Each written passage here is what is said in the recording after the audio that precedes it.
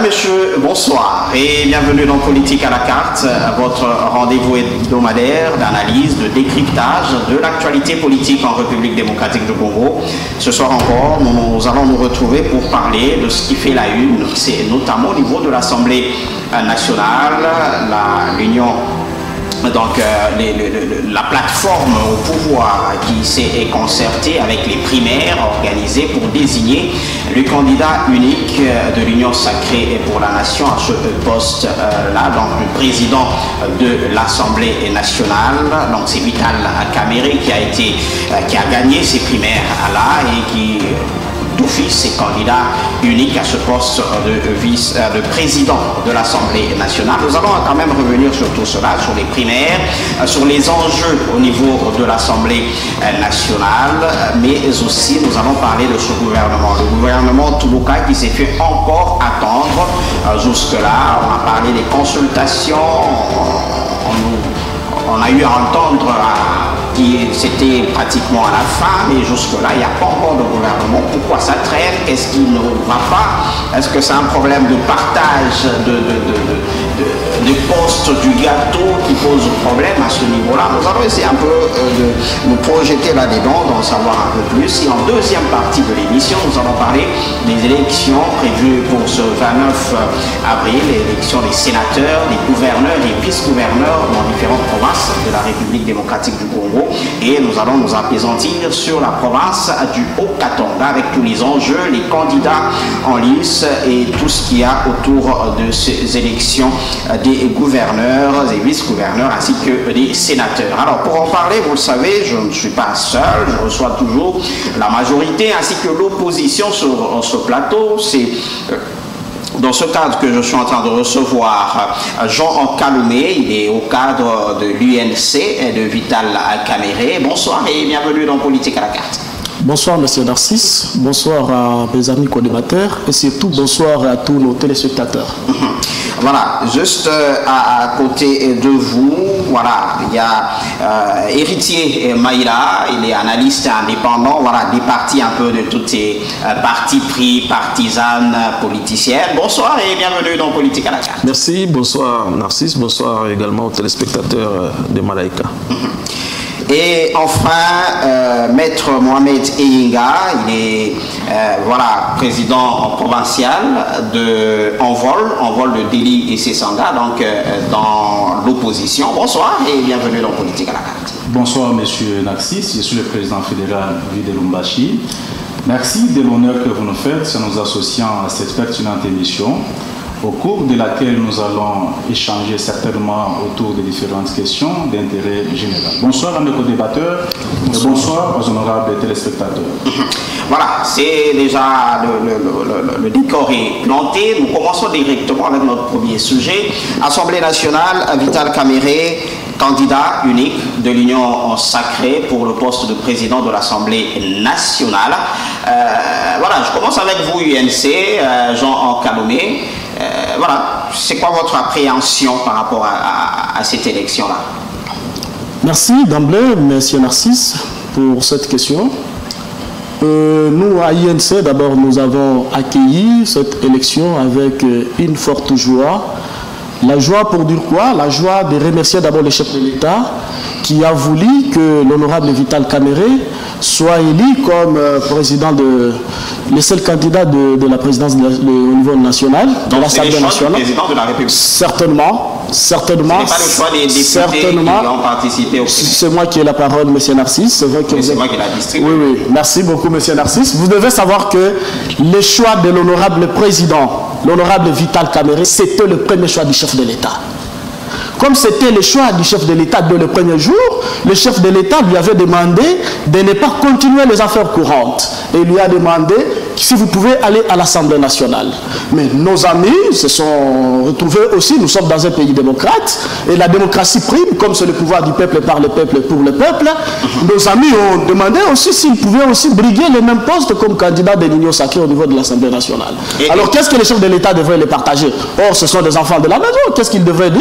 Il a dit, bon, ça va, comme ça, je ne sais pas quoi faire. Et eux-mêmes ont demandé qu'ils partent à la primaire. ils ont proposé la primaire au chef de l'État. Et le chef de l'État a dit, bon, ça va, vous pouvez aller à la primaire comme vous-même vous le souhaitez.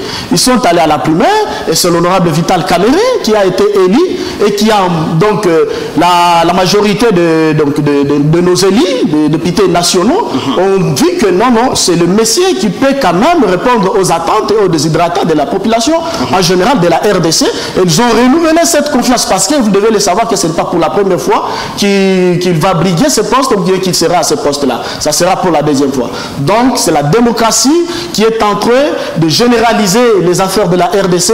C'est les choix des élus, c'est les choix du chef de l'État. Et voilà pourquoi nous disons que le choix du chef de l'État s'est matérialisé à travers les députés nationaux. Très bien, voilà, je vais juste déjà avoir le point de vue de Envol. Maître Mohamed, vous avez suivi tout cela, regardé, observé, qu'est-ce que vous vous êtes dit? Merci beaucoup, messieurs les journalistes, de la parole nous accorder. Il y a eu cette mascarade, ce que les autres ont appelé démocratie au niveau de l'Assemblée nationale. D'emblée, il faut dire qu'il n'est pas interdit à une plateforme politique ou à un parti politique d'organiser les primaires. Ce qui a été fait, nous autres, ce que nous décrions justement, c'est dans l'exécution de ce qui a été fait. C'est quand même une leçon de démocratie. Une leçon de démocratie. Nous sommes dans un État qui est censé être un État de droit, qui veut un État de droit, c'est un État dans lequel toutes les institutions et les citoyens sont soumis au pouvoir de la loi. Le règlement intérieur de l'Assemblée nationale est tout à fait clair là-dessus. Le règlement intérieur interdit l'exécution d'une activité privée au sein de l'Assemblée nationale, au niveau du Palais du Peuple. Vous êtes sans ignorer que l'Union sacrée, c'est une plateforme privée. À ma connaissance, ce n'est pas une institution, mais ils se sont permis de pouvoir convoquer les députés nationaux à l'Assemblée nationale et organiser ce qu'ils ont appelé la démocratie ou les primaires, qui a donc permis à M. Kamerhe d'être plus ou moins, il y en a qui disent élu, mais désigné candidat de l'Union sacrée. Donc votre problème, c'est au niveau de l'endroit, du lieu. Justement, mon problème ou les problèmes de l'opposition, c'est par rapport à la violation du règlement intérieur de l'Assemblée nationale qui interdit l'exécution d'une activité privée au niveau du Palais du Peuple. Ça, c'est un. De deux, mon co-débatteur, dans le préambule de cette émission, vous a dit, c'est d'ailleurs ce que M. Kamerhe a dit à la sortie de l'audience lui accordée par le chef de l'État, que c'était le choix du chef de l'État. Le choix du chef de l'État, aujourd'hui, nous avons comme l'impression, parce qu'il prétend qu'il s'agit de la démocratie.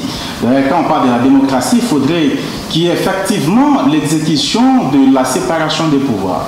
Le chef de l'État ne peut aucunement s'immiscer dans les fonctionnements d'une autre institution, donc je parle de l'Assemblée nationale, parce qu'on vous dit que c'était le choix du chef de l'État. On comprend qu'il y a eu un mot d'ordre. Un mot d'ordre qui a été donné aux députés pour élire celui qui a déjà été choisi par le chef de l'État. C'est pour cette raison que vous avez vu M. Kamerhe remporter cette élection au niveau des primaires. Ça n'a rien à voir avec la démocratie, c'est plutôt une imposition masquée, une imposition indirecte faite par les chefs de l'État et ses collaborateurs, et donc qui a permis à M. Vital Kamerhe d'être élu. Ça c'est un. Deuxième, il faut aussi préciser parce que nous sommes dans un État qui est censé fonctionner comme il se doit, mais tout ce qui se passe, on impose des gens, mais en même temps, il faut préciser qu'il y a même un sérieux problème de leadership au niveau de l'Union dite sacrée, parce qu'en réalité, il fallait qu'il y ait un consensus. Mais comme le chef de l'État a échoué d'imposer un consensus ou de trouver un consensus entre ces trois collaborateurs, parce qu'il y avait 3 personnes, donc juste pour les 3 personnes, le chef de l'État échoue de trouver un consensus. On comprend par là qu'il y a effectivement un sérieux problème de leadership au niveau de la haute hiérarchie de cette plateforme politique. On va revenir à vous. Héritier Maïla, vous avez observé cette actualité est là. Qu'est-ce que ça vous a inspiré? Démocratie masquée ou pas? Qu'est-ce que vous avez comme analyse? C'est quand même un pas qui est marqué en ce qui concerne la démocratie. On a vu quand même cette volonté de laisser les députés nationaux libres de se choisir un candidat de l'Union sacrée. Mais les analyses qu'on peut faire autour de cette organisation, c'est qu'on note déjà directement que l'Union sacrée n'a pas de siège, n'a pas une structure qui est bien établie, n'a pas un emplacement où les activités de cette plateforme ou de ce regroupement peuvent se dérouler.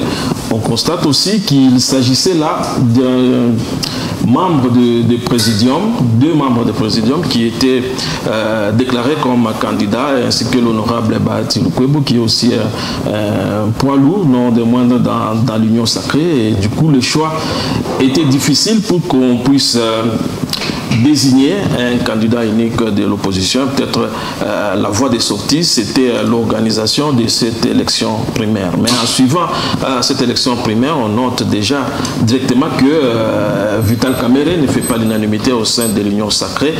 Avoir le nombre de voix qu'il a obtenu, c'est qu'à lui seul, il ne peut pas avoir la majorité absolue à l'Assemblée nationale pour être désigné comme président de l'Assemblée nationale. Ouais. Donc, il a obtenu moins de 250 voix. Donc, ça sera un président. Il faut encore des conciliabules. Oui, qui vont faire encore des réunions, tout ça, pour qu'il soit finalement élu comme président de l'Assemblée nationale. Donc, on aura un président national qui ne sera pas totalement libre, qui sera aussi dépendant par rapport aux groupes qui vont choisir comme président de l'Assemblée nationale. Et ces manœuvres seront peut-être limitées au risque de se voir infliger une motion comme on le voit d'habitude dans nos regroupements politiques en République démocratique du Congo. Jean Kaloumé, votre réaction par rapport à tout ce qui vient d'être dit? Merci, M. Narcisse. D'ailleurs, je voulais un peu revenir par rapport à notre frère de Envol, par rapport à ce qu'il a dit. Il a soulevé, il a parlé que non, pour lui, ou bien pour eux, les lieux qui a été choisi n'étaient pas en violation c'est la violation du règlement d'ordre intérieur de l'Assemblée nationale. J'aimerais vous poser une question que vous allez un peu rétorquer par rapport, que vous allez un peu lui poser par rapport à sa réaction. Qui ont violé les règlements d'ordre intérieur? Les députés de l'Assemblée nationale, les élus. Et ils ont violé quoi? Les règlements d'ordre intérieur. S'il semblerait que ça paraît être vrai avec ce qu'il a dit. Tous ces gens-là qui ont été réunis là-bas, ce sont des élus de cette Assemblée nationale. Et ce sont ces gens-là qui ont élu leur règlement d'ordre intérieur. Je ne vois pas où est-ce qu'il peut nous dire que non, le règlement d'ordre intérieur a été violé par le propre législateur de ce règlement d'ordre intérieur. Je ne vois pas. Je ne vois pas comment il peut le dire. Ça, y a pas de on ne peut pas interdire aux élus de se réunir dans leur lieu reconnu par la Constitution, reconnu par le règlement d'ordre intérieur, reconnu par le peuple congolais. On ne peut pas les interdire. Mais la façon dont peut-être à nous comme Union sacrée, nous devions nous entendre à nous seuls, nous disons que non, nous choisissons tel comme candidat au lieu de faire primaire. Mais comme il était question de départager nos trois candidats, il faut le noter que tous les trois, ce sont les membres du présidium de l'Assemblée nationale. Et le président s'est dit quoi? Non, comme ça. De l'Union sacrée. De l'Union sacrée, en fait, je m'excuse. Donc, et le président s'est dit quoi? Il a dit non, ça va, je vous laisse maintenant l'opportunité et je laisse l'opportunité aux élus de notre famille politique de choisir un candidat qui va leur diriger. Vous comprenez?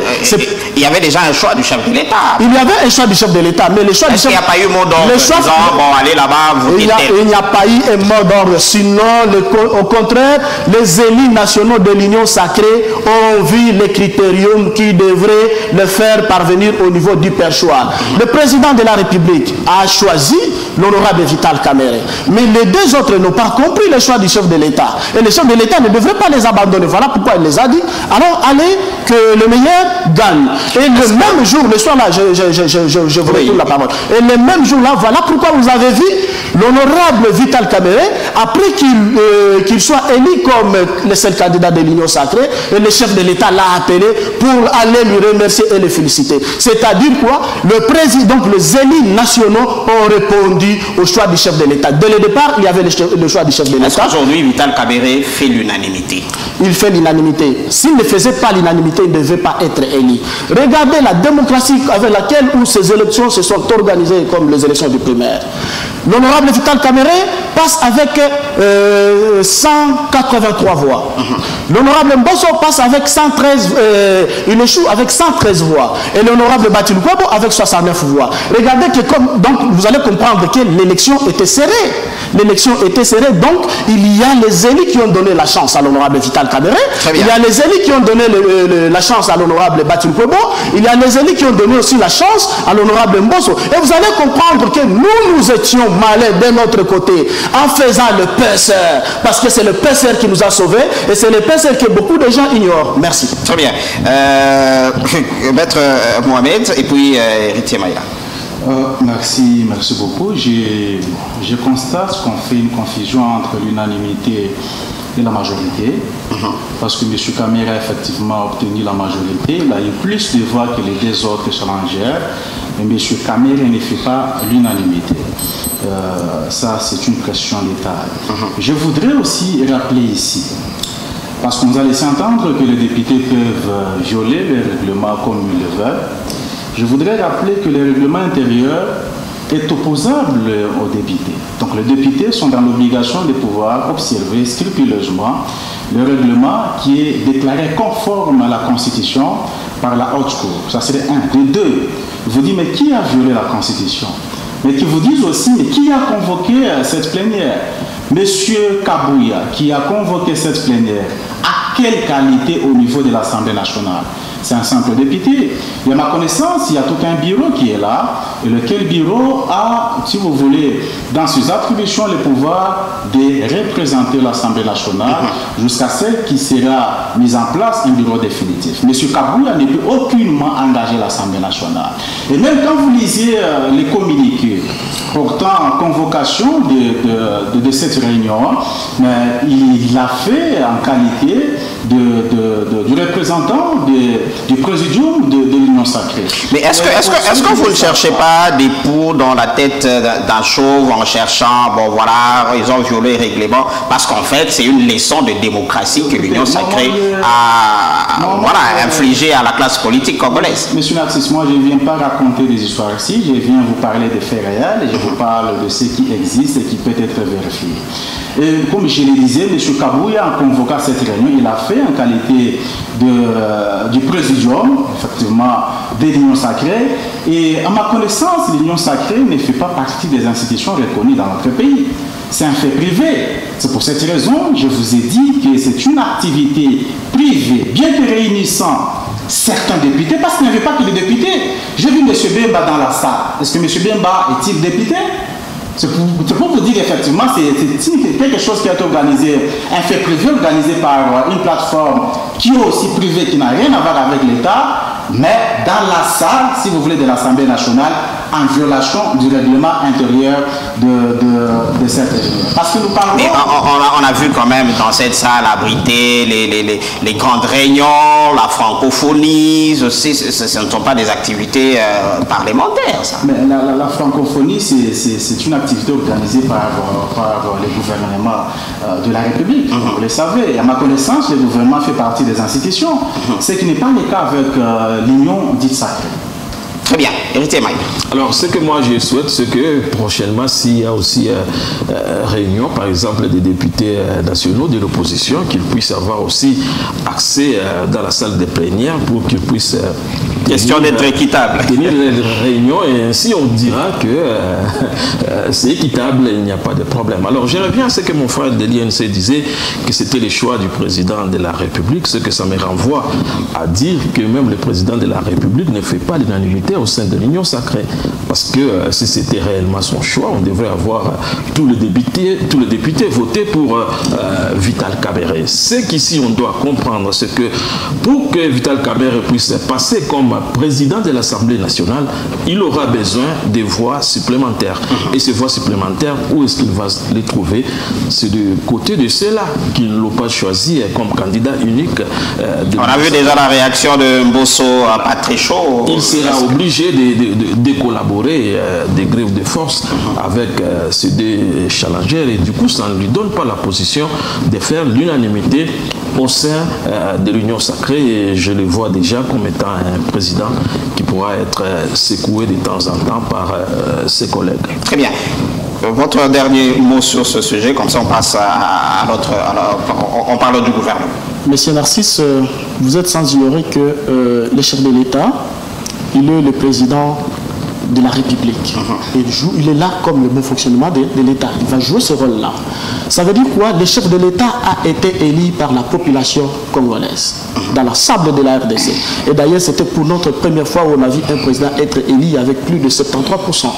Vous comprenez? C'est-à-dire, il a fait l'unanimité, donc il a eu cette majorité de la population qui lui ont donné le pouvoir. Au jour d'aujourd'hui, si nous parlons de la primaire, il faut savoir que la primaire a été organisée par l'Union sacrée. Et l'Union sacrée a présenté les 3 candidats. C'est-à-dire que dans l'Union sacrée, il y a d'abord d'autres élus qui viennent d'un candidat X, qui viennent de l'autre candidat et qui viennent du candidat Z. Vous allez comprendre que Mbosso a ses candidats, a ses élus au fait, au niveau de l'Assemblée nationale. Batul Kwebo a ses élus au niveau de l'Assemblée nationale. Vital Kamerhe a ses élus au niveau de l'Assemblée nationale. Et tous ces élus-là devraient d'abord tirer les bras de leur côté. Vous comprenez? Mais si on parlait du chef de l'État, tous les 3 élus et tous les 3 candidats, ensemble avec leurs élus, ils devraient parler du chef de l'État. Mais pour le moment, ce n'était pas question de parler, de dire que non, non, le chef de l'État, comme Vital Kamerhe, n'aura pas la majorité de ces députés nationaux, et directement, il s'entache aussi le chef de l'État parce que c'était le choix du chef de l'État. Non, c'est faux et archi faux. Ce que nous devons dire ici, c'est quoi? Nous devons dire que Vital Kamerhe, il n'y a pas 2 ou 3 jours, vous avez entendu l'honorable Batil Kwebo à Bukavu, c'est avant-hier, où il s'est prononcé, où il a demandé à tous ces élus nationaux de voter pour l'honorable. Ils sont que 60, je crois. Bon. Par rapport à ce qu'il a eu aux primaires, il y a que 60 qui ont voté pour. Plus de 60 voix. De voter pour l'honorable. 250. De voter déjà pour l'honorable Vital Kamerhe. Et si l'honorable aussi Mbosso le faisait, vous allez comprendre que l'honorable Vital Kamerhe sera voté avec une majorité écrasante. C'est une majorité négociée, c'est ce que nous disons. Une majorité négociée de l'Union sacrée qu'on oublie souvent. C'est une majorité de l'Union sacrée, pas une majorité de l'opposition. C'est une majorité de l'Union sacrée. Pourquoi? Parce que l'Union sacrée regorge une grande majorité au sein de l'Assemblée nationale. Et si au jour d'aujourd'hui, il n'y avait pas cette écrasante majorité lors du primaire, c'est parce que les voix étaient départagées. Tous les 3 candidats étaient de l'Union sacrée. Mais cette fois-ci, l'Union sacrée va présenter qu'un seul candidat où on verra toutes les 3 candidatures ensemble avec leurs élus voter pour l'honorable Vital Kamerhe parce qu'ils sont appelés à sauvegarder les intérêts de l'Union sacrée. Et c'est l'Union sacrée qui marche selon la volonté de la population congolaise. Est-ce qu'il n'y a pas à craindre le scénario qu'Ego Adondo au Sénat à l'époque où tout le monde ne pensait pas que, bon voilà, il pouvait passer. Comme d'habitude, l'honorable Vital Kamerhe travaille, et vous l'avez entendu avant les élections, il a dit, même si j'échouais, je serai toujours loyal au chef de l'État. Si nous avons au jour d'aujourd'hui les élus qui sont loyaux au chef de l'État et qui travaillent selon la volonté du chef de l'État, si nous avons l'honorable Vital Kamerhe qui doit travailler pour le peuple congolais, qui va se mettre dans des obligations, donc selon la vision du chef de l'État, il n'y aura pas ces histoires-là comme à l'époque de Léon Kenwandodo. Sinon, nous allons nous attendre à un bon changement et surtout à une nouvelle classe politique. Très bien. On finit avec sur Vital Kamerhe avec cette question pour tous les 3. Voilà, l'homme, le profil de Vital Kamerhe. Est-ce que si c'est le choix du chef de l'État, est-ce qu'il n'est pas en train de s'amener encore une personnalité qui pourra lui faire de l'ombre? Parce qu'on a connu Vital Kamerhe à l'époque directeur de cabinet tout puissant, on dirait vice-président de la République. Est-ce que en le donnant ces postes-là, il ne va pas faire de l'ombre au chef de l'État? Je préfère que vous parliez en dernier. On commence avec vous, Mohamed. Bon, ce qui est évident, il faut quand même noter que n'importe qui peut faire de l'ombre au chef de l'État. C'est pour moi qu'il est dit, on l'a constaté depuis les règnes du chef de l'État, où on cherche toujours des boucs émissaires. Mais sans ignorer que lors de son premier gouvernement, dirigé à l'époque par M. Lonkamba, on nous laissait entendre que c'était les ministres issus du FCC qui faisaient de l'ombre au chef de l'État et qui bloquaient ses actions imaginaires. Quelques années après, il y a eu ce divorce entre Pache et FCC qui a permis au chef de l'État de mettre en place son union dite sacrée. Mais il y a eu d'autres raisons. Je vous dis que c'est soit Kagame qui est un bouc émissaire qui bloque le chef de l'État, soit c'est Nanga, soit c'est Covid. Comme je venais de le dire, tout le monde peut faire de l'ombre. Ça, c'est un peu taquin entre nous. Ça, c'est un peu taquin. Non, mais c'est pas taquin, mais c'est la réalité. On doit quand même l'accepter. C'est la triste réalité sous les reins de M. Tshisekedi, où quand on est incapable de trouver des solutions aux besoins pressants de la population congolaise, eh bien, on se distingue à la recherche justement des boucs émissaires. Ce sont des enseignants qui ne forment pas bien la population, c'est des militaires. Et donc, c'est bien compris. Tout le monde, y compris M. Kamere, fera de l'ombre au chef de l'État. C'est bien compris. Bon, je trouve que pour moi, selon moi, Vital Kamere a un bon profil pour diriger l'Assemblée nationale, mais les problèmes, c'est le système dans lequel il va évoluer. Je ne le vois pas avoir des mains libres pour diriger l'Assemblée comme peut-être il pourra l'entendre, parce qu'il ne faut pas comparer Vital Kamere de l'époque de Kabila ou son parti politique de l'époque, le PPRD, qui avait la majorité absolue. Là, il pouvait s'imposer. Ici, il faut noter d'abord que l'Union sacrée n'est pas une plateforme électorale, c'est que Vital Kamere avait son regroupement qui n'a pas la majorité à l'Assemblée nationale. Et depuis qu'il travaille dans l'Union sacrée, en tout cas, je ne vois pas ce qu'il a fait. Mais on le connaît assez libre d'esprit, assez entreprenant. À l'époque de Kabila, il était parti justement parce qu'il s'opposait à certaines choses et tout. Est-ce qu'il ne va pas récidiver? Il avait un poids parce que c'est lui qui dirigeait d'abord le PPRD à l'époque, et puis il était président de l'Assemblée nationale. Mais ici, ce n'est pas la même configuration. Il n'est pas le chef de file de l'Union sacrée. Son propre regroupement n'a pas assez de députés, puisque les partis présidentiels, il aura pratiquement des manœuvres limitées. Je le disais, depuis qu'il est dans l'Union sacrée, son passage comme directeur de cabinet, vous savez ce que ça produit, jusqu'à avoir un procès. On l'a vu récemment dans le gouvernement comme ministre de l'économie, et vous avez vu vous-même les résultats que beaucoup de gens n'ont pas appréciés, assez mitigé, qu'on l'attendait par rapport à son propre discours, ce qui concerne la nourriture, ce qui concerne les taux du dollar jusque-là. Très bien. Qu'on n'a pas maîtrisé. Donc, ce n'est pas cette fois-ci qui va évoluer toujours dans l'Union sacrée. On va les voir faire mieux. Jean. Merci, M. Narcisse. J'allais pas dire que c'était trop fort le mot que vous avez utilisé, les tout-puissants, faire de l'homme au chef de l'État. Le tout-puissant, qui est-il? Celui qui travaille pour la volonté de la population, pour le peuple congolais, ou bien le tout-puissant, celui qui travaille pour ses intérêts égoïstes? Nous, à l'INC, nous sommes... Non, mais vous êtes quand même d'accord qu'à l'époque où il était directeur de cabinet, il était vraiment respecté.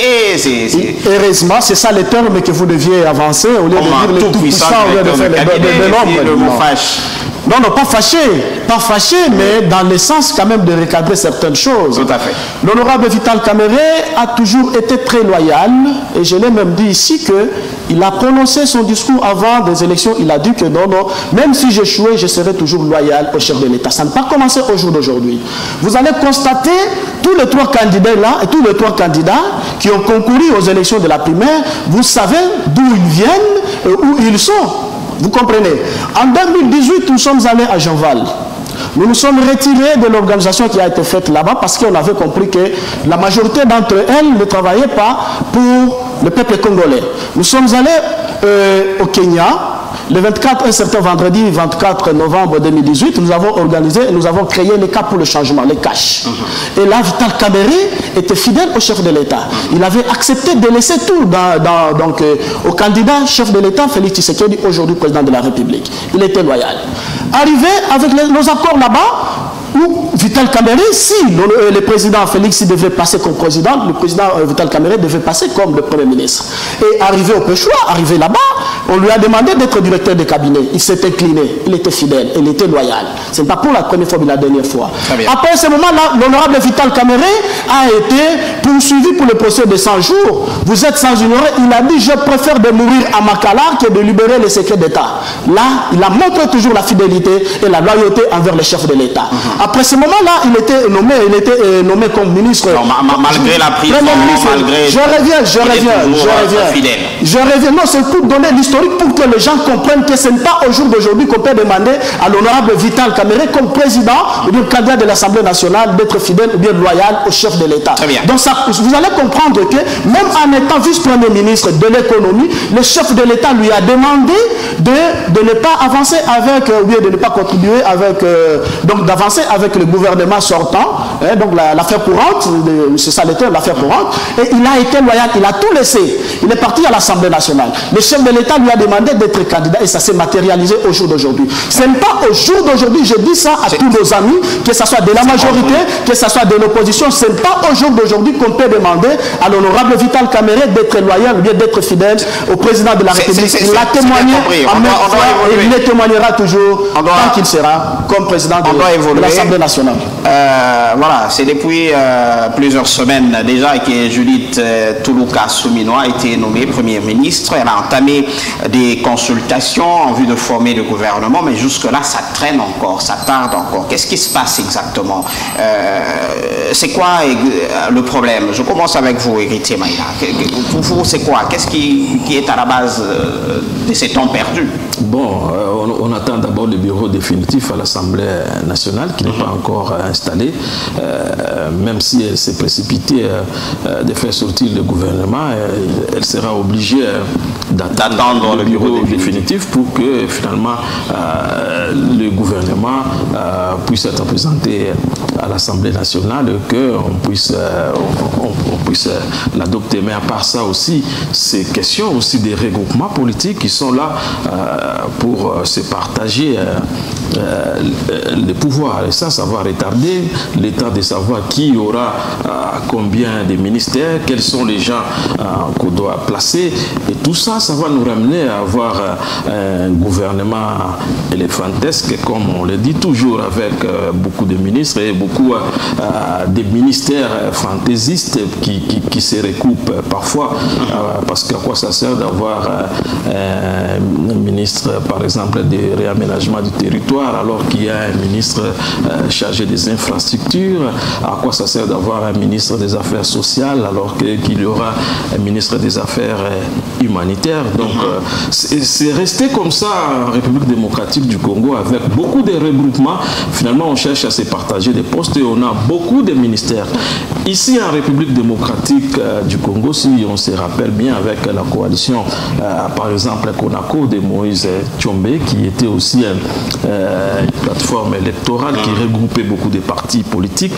Par exemple, le Premier ministre Moïse Tshombe à l'époque avait réussi à former un gouvernement de 10 ministres et ça fonctionnait ici en République démocratique du Congo. Pourquoi avoir 60 ministres plus les vice-ministres dont on ne connaît même pas les rôles exactement? Presque une centaine de membres du gouvernement. À quoi ça sert d'avoir des vice-ministres? Bon, on sait que c'est juste pour se partager les postes. Et autour de ça, c'est ce qui nous crée parfois des retards parce qu'on doit satisfaire tout celui qui a mis la main à la pâte pour que le président de la République soit élu pour son second mandat. Il faut récompenser ceux qui ont mouillé le maillot, pour utiliser le terme sportif. Mohamed Inga, maître, votre analyse, votre perception par rapport à cette formation du gouvernement qui traîne. Merci, mais je voudrais un peu réagir rapidement, allez-y. Au débat de l'Union sacrée. personne ne demande à M. Kamere d'être fidèle ou loyal au chef de l'État. Il vous a dit que les deux autres challengers, nous savons d'où ils viennent. Mais il faut aussi préciser, que M. Kamere n'a pas commencé sa vie politique avec M. Tshisekedi. Il a aussi son histoire. Mais ici, nous avons besoin de quelqu'un qui va jouer le rôle d'un véritable président de l'Assemblée nationale, parce qu'il nous chante à longueur de journée qu'il sera fidèle et loyal. Mais ici, il faut aussi préciser que M. Mbosso il a été très loyal jusqu'à se distinguer dans des actions folkloriques. Le rôle véritable d'un président de l'Assemblée nationale ou de l'Assemblée nationale consiste à voter des lois, mais des bons lois effectivement pour l'avancement notamment de notre démocratie, mais aussi à pouvoir contrôler sérieusement les gouvernements. Ça n'a pas été le cas sous les règnes ou sous les premiers mandats de M. Tshisekedi, d'abord sous la présidence de Mbosso. On a tous constaté que Mbosso s'est comporté pratiquement d'action des courses des membres du gouvernement. Et là, le futur président de l'Assemblée vous dit qu'il sera très loyal et fidèle. Est-ce qu'on se demande, sera-t-il en mesure de pouvoir initier des contrôles sérieux contre les gouvernements de la République?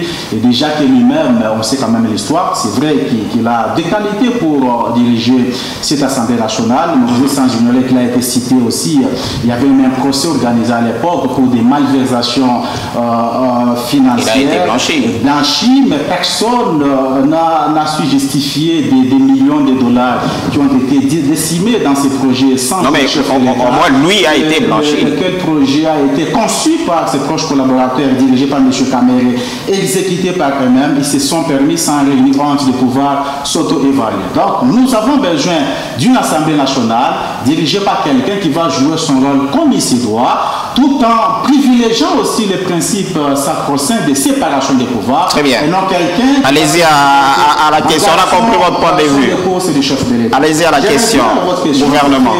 Ça fait quand même plusieurs semaines que la première ministre a été nommée, Madame Judith, mais je constate malheureusement qu'elle fait quasiment le même travail qui a déjà été fait par M.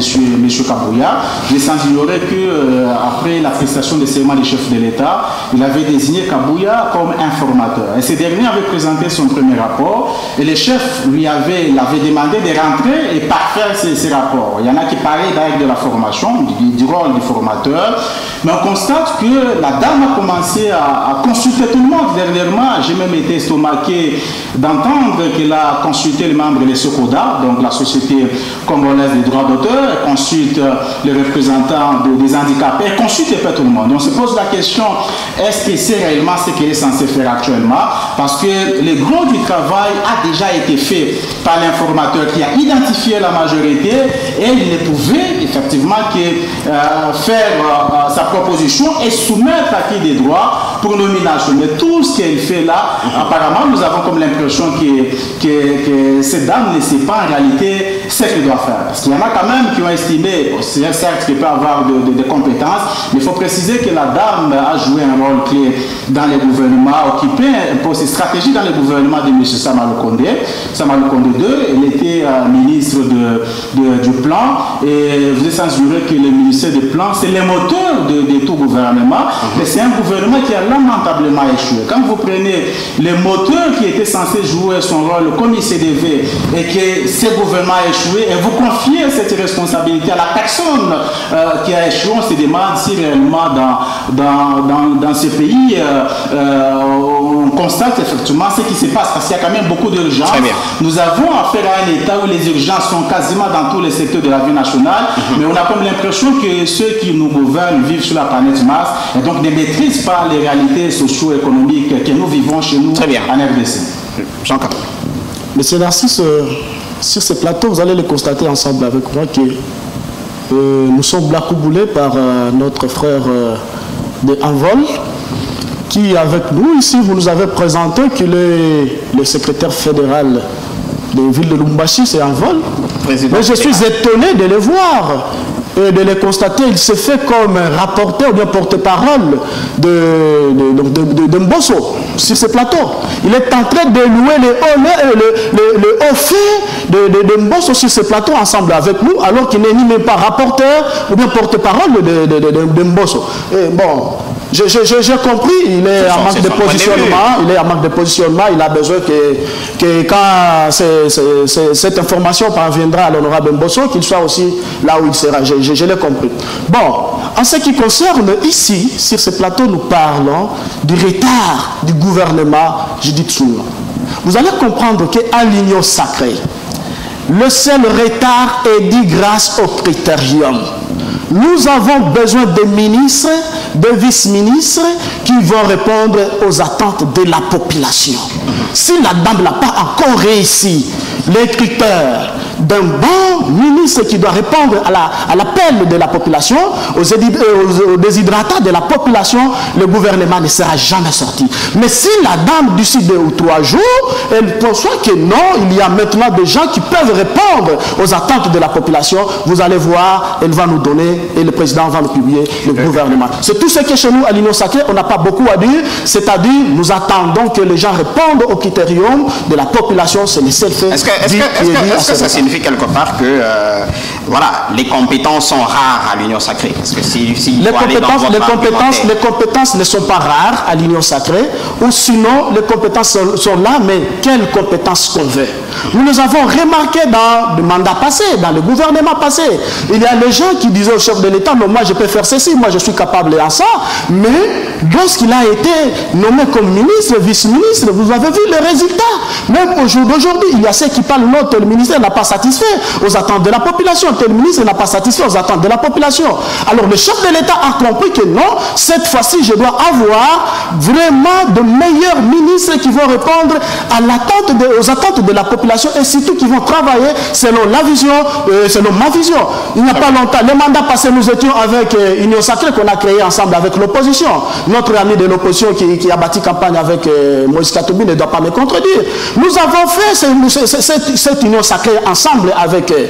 Mais dans l'Union Sacrée, on avait le ministre du Plan, Christian Mwando. Et qu'est-ce qu'il a dit à la fin? Il est sorti. Donc ça n'a pas reflété. Donc il était là comme casquette, mais il ne répondait pas aux attentes de la population via le projet de société, via la volonté du chef de l'État. Alors cette fois-ci, pas question à cette manœuvre-là. Donc le chef de l'État doit nommer, ou bien la Première ministre va nous produire que des gens qui vont répondre aux attentes de la population. Voilà, nous allons à présent parler des élections au niveau des provinces, avec les élections des gouverneurs, vice-gouverneurs, ainsi que des sénateurs. Alors, aujourd'hui, c'est pour le lundi, donc demain, lundi, que cela doit être fait. Et voilà, ici dans le Haut-Katanga, il y a plusieurs... On parle de 15 candidats au poste de gouverneur de province. Voilà, j'aimerais qu'on aille d'abord dans cette configuration-là. Nous avons vu l'Union sacrée. Voilà, vous partez un peu en ordre dispersé à ces élections-là. On voit 2-3 candidats de l'Union. C'est aussi la démocratie où il y a de l'indiscipline chez vous? Merci beaucoup pour la question qui m'est posée. Vous allez comprendre qu'il y a un candidat aussi qu'on avait ajouté à la Cour constitutionnelle. Ils sont arrivés maintenant au nombre de 16 dans la province du Haut-Katanga. Ceux qui concourent au poste de gouverneur. À l'Union sacrée, il n'y a pas longtemps que nous l'avons souligné ici. Nous sommes une plateforme électorale démocrate. Démocrate, c'est-à-dire quoi? Nous avons nos propres enfants. Quand l'autorité, ou bien le président de l'Union sacrée se dit que non, tel sera candidat dans telle province. Et les enfants se disent que non, nous aussi nous avons des ambitions. Voilà pourquoi vous allez comprendre, jusqu'à présent, il n'y a pas un mot d'ordre du présidium de l'Union sacrée ou bien un communiqué qui vous dit que dans telle province, c'est tel monsieur qui sera comme le candidat de l'Union sacrée.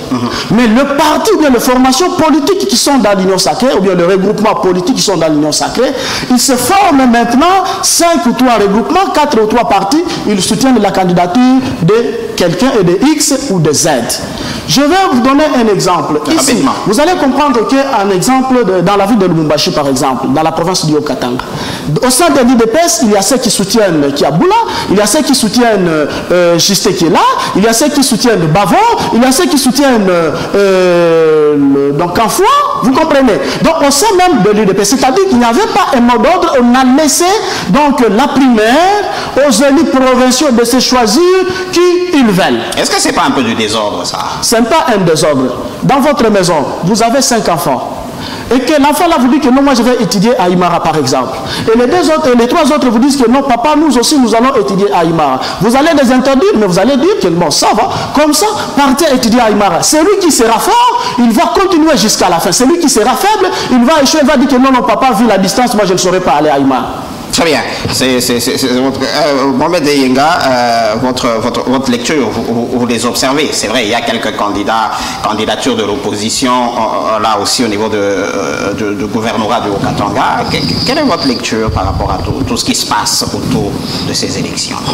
Donc, ces élections, c'est d'abord tout à fait légitime. On constate qu'il y a quand même plusieurs candidats. Mais il y a 2 ou 3 points négatifs que nous avons notés. Il y a notamment les dictats. Parce que mon co-débatteur vous a dit que l'Union sacrée n'a pas désigné une candidature quelconque à ces élections. Mais nous avons quand même tous suivi à travers le média la désignation de M. Kaboula comme étant les tickets de l'Union sacrée par M. Kabouya. C'est vrai qu'ici, il y a une désorganisation très bien organisée au niveau de l'Union sacrée. On ne sait pas en réalité qui l'engage. On sait, des fois, on voit c'est Kabouya qui parle en même temps au nom de l'UDPS, en même temps au nom de l'Union sacrée, parce que quand Kabouya a présenté les tickets de M.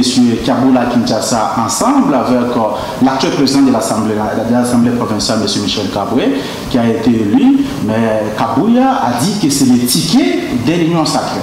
Et même quand les autres se présentent, ils se présentent effectivement comme étant les tickets de l'Union sacrée. Certes, il y a d'autres candidats aussi qui se sont plus présentés en indépendant, bien que faisant partie de l'Union sacrée, mais ils se sont présentés en indépendant. Est-ce que c'est pour ne pas frustrer les choix de Kabouya, de l'Union sacrée à travers M. Kabouya?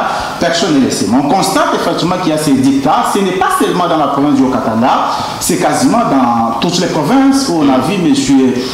Kabouya imposer les gens. Et j'ai même suivi dernièrement, il y a eu la fuite. C'est le parti au pouvoir, le parti majoritaire en RDC. C'est majoritaire, c'est vrai.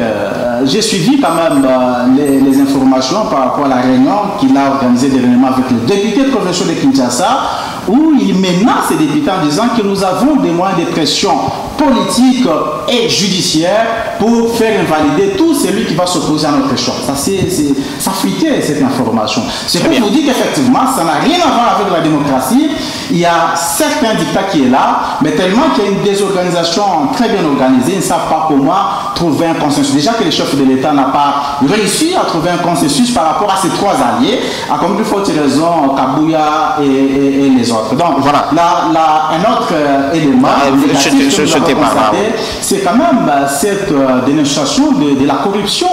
Il y a quand même des députés qui demandent de l'argent aux candidats sénateurs, aux candidats gouverneurs pour élire ces gens. Mais il y a aussi des candidats qui vont, c'est tout le monde qui les dit, c'est pas seulement moi. Même j'ai suivi dernièrement le président de la CENI qui a aussi dénoncé cela. C'est quand même quelque chose d'inantivalable que nous devons dénoncer, que nous devons décrier et sanctionner tous ceux-là qui se permettent d'aller corrompre et de se faire corrompre. Et Temaïla, votre perception par rapport à toutes ces tractations, voilà, la province est en ébullition, voilà. Quelle est votre perception, votre lecture par rapport à ça? Bon, ici, il faut noter d'abord que c'est une élection au second degré où la population n'aura pas droit au vote. Bien que les gens peuvent crier à la cité, mais nous devons comprendre que nous ne sommes pas électeurs à cette élection des gouverneurs. Nous ne pouvons assister ou suivre ça de loin. Et puis, il faut faire la différence entre ce qui se passe à Kinshasa par rapport à l'Assemblée nationale et ce qui se passe ici en province. À Kinshasa, c'était question de l'Union sacrée, mais ici en province, on voit déjà l'UDPS qui a une majorité avec sa mosaïque, parce que des ATDC, c'est pratiquement les membres de l'UDPS, si vous le voyez, ils ont 8 députés. Il y a ARDEV qui est aussi une mosaïque de l'UDPS, qui a aussi 8 députés. Il y a aussi l'UDPS Tshisekedi elle-même même qui a 9 députés. Donc déjà avec cette configuration, UDPS a déjà cette chance d'obtenir le gouvernorat parce qu'ils sont à 48, plus le chef coutumier à l'Assemblée provinciale. Avec 25 voix, on peut déjà élire le gouverneur. Donc il n'était pas question ou nécessaire qu'on puisse réunir tout le monde de l'Union sacrée pour choisir un candidat unique. Donc avec déjà ces 3 regroupements où l'UDPS avec ces 2 mosaïques, on pouvait déjà choisir.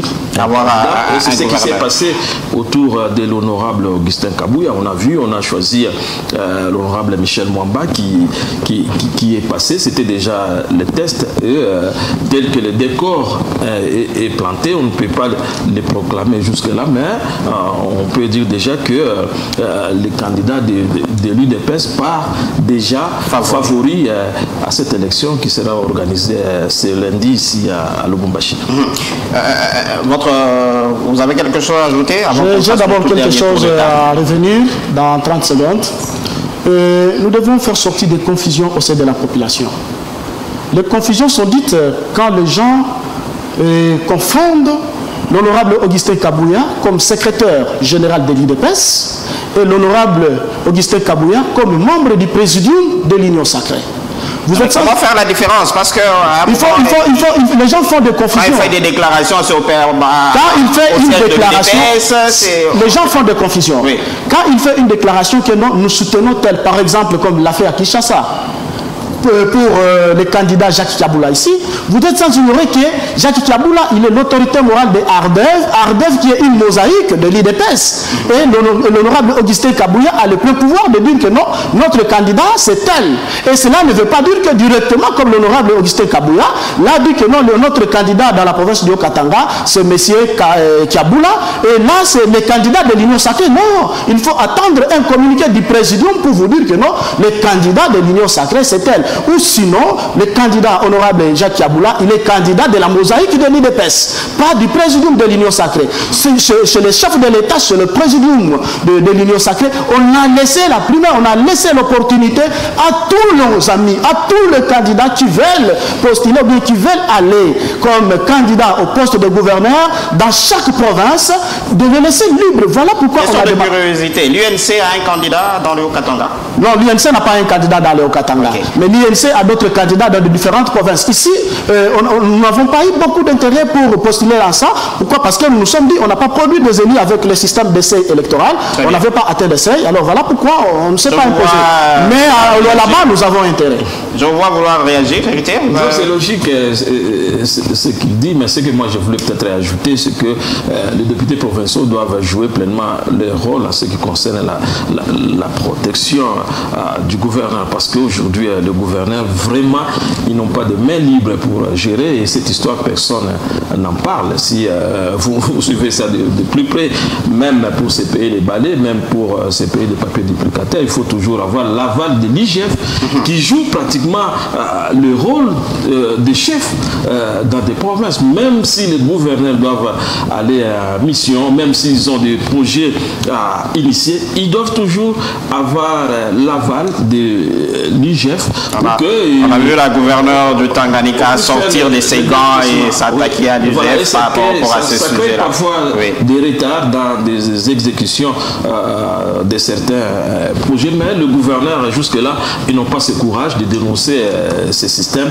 Et si les choses telles qu'elles se présentent maintenant continuent toujours dans ce même sens, nous risquons de ne rien voir dans ces 5 années ici qui viennent. Dernier tour de table pour conclure l'émission. On commence avec vous, Maître Mohamed Inga. En guise de conclusion, qu'est-ce qu'on peut retenir? En guise de conclusion, par rapport à la question de l'Assemblée nationale, il est vrai que M. Kamega a tout à fait les qualités nécessaires pour diriger cette institution, mais la question que nous nous posons, c'est justement en rapport avec le système tel qu'il est mis en place. Sera-t-il en mesure de pouvoir s'émanciper et jouer son rôle en tant que président d'une véritable Assemblée nationale comme il se doit, parce que vous êtes sans ignorer que l'Assemblée est censée notamment contrôler l'action gouvernementale. C'est ça la question qui demeure pendante. Je pense que l'avenir nous en dira plus. Et par rapport justement aux élections des gouverneurs, nous avons quand même même les élus qui sont là, est-ce que ces élus vont pouvoir se décider en connaissance des causes, librement? Est-ce qu'ils vont élire les gens par rapport aux projets des sociétés qui sont présentés, ou alors ils seront soumis aux dictats provenant de Kinshasa? Je pense que les élus ont tout à fait intérêt à pouvoir travailler pour l'intérêt de la population au Katangès en votant en faveur de celui qui présente un projet de société pertinent pour l'intérêt de cette population. Merci. Héritier Maï. Alors, je crois que, comme dernier mot, je peux dire qu'en démocratie, c'est la dictature de la majorité. Ceux qui vont perdre, ils doivent avoir cet esprit sportif d'accepter l'échec au lieu de chercher des boucs émissaires à la population. Nous sommes représentés à ces élections de gouverneurs par nos députés à qui nous demandons de faire un choix selon leur conscience, de choisir celui qui pourra travailler selon l'intérêt de la population et non selon l'intérêt de sa hiérarchie. Très bien. On finit avec vous, Jean Kaloumi. Merci, M. Narcisse. Ce que nous demandons, et d'ailleurs d'emblée, je suis flatté par notre camarade ou bien notre collègue co-débatteur de Envol, qui dit que l'honorable Vital Kamere, c'est le seul choix qui mérite, mais il faut que le système... C'est le système qu'il décrit, et c'est le même système que nous pouvons décrire, mais nous disons que si nous avons un système qui répond aux attentes de la population, et si nous avons des gens qui travaillent pour la population, nous aurons un Congo meilleur et nous aurons un pays qui va vraiment aller au-delà des attentes de la population.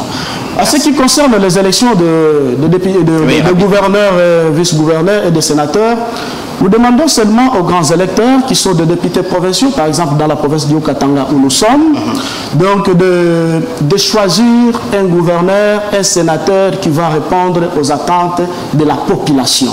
Si le gouverneur ne présente pas un plan d'action qui peut correspondre, qui peut aider la population au Katangaise, ce gouverneur, cette candidature, il faut la annihiler. Il faut annihiler cette candidature. Mais si un candidat présente une candidature qui présente un plan d'action qui peut répondre aux attentes de la population, vous avez le soutien de la population au Katangaise, vous avez tout notre soutien pour que cette candidature soit vraiment soulevée au sein du gouvernorat de du Haut-Katanga. Merci. Merci. C'est sur ce plaidoyer que nous allons mettre un terme à Politique à la carte de ce soir. Je rappelle que je recevais Jean Kaloumi, il est au cadre de l'UNC de Vital Kamere. Merci d'être passé dans Politique à la carte.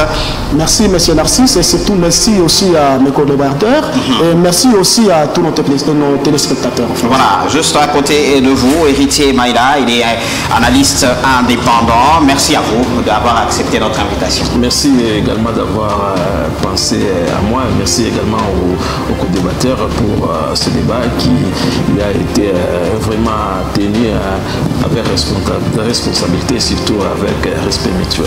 Merci. Voilà. Et enfin, Maître Mohamed Eyinga, il est président fédéral de Envol dans la ville de Lubumbashi. Merci d'être passé.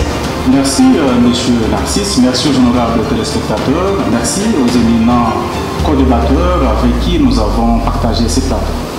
Voilà, c'est par là que nous mettons un terme à cette émission. Je vous fixe rendez-vous la semaine prochaine pour d'autres analyses, pour d'autres décryptages de l'actualité politique en République démocratique du Congo. Au revoir.